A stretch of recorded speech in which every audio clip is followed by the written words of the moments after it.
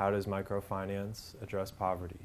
Microfinance allows people to have access to credit who otherwise wouldn't.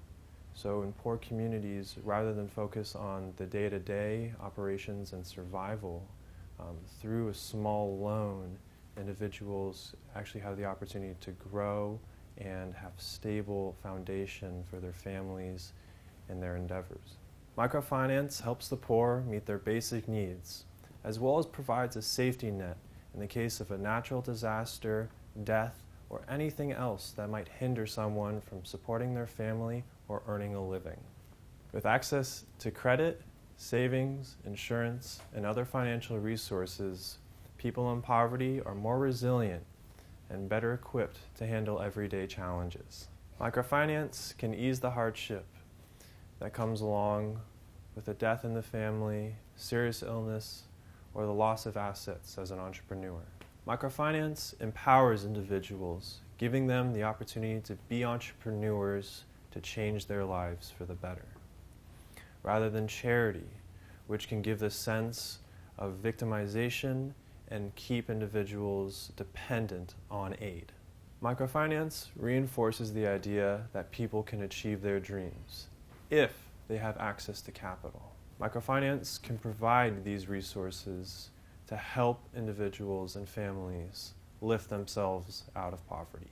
Rather than be concerned with day-to-day survival, microfinance and financial services allow people and families to plan for their future. Empirical evidence shows that among the people in poverty, those who participated in microfinance and had access to financial services were able to improve their well-being at the individual and household level, much more so than those who did not have access to such capital. According to CGAP, the consultative group to assist the poor, in Bangladesh, BRAC clients were able to increase household spending by 28% and build their assets by 112%. The incomes of Grameen members were 43% higher than incomes in villages that did not have access to the Grameen program. In El Salvador, the weekly income for FINCA clients increased on average by 145%. In India, half of SHARE, a welfare and microfinance organization, clients graduated out of poverty. In Ghana, 80% of clients of Freedom from Hunger had secondary income sources, compared to 50% for non-clients.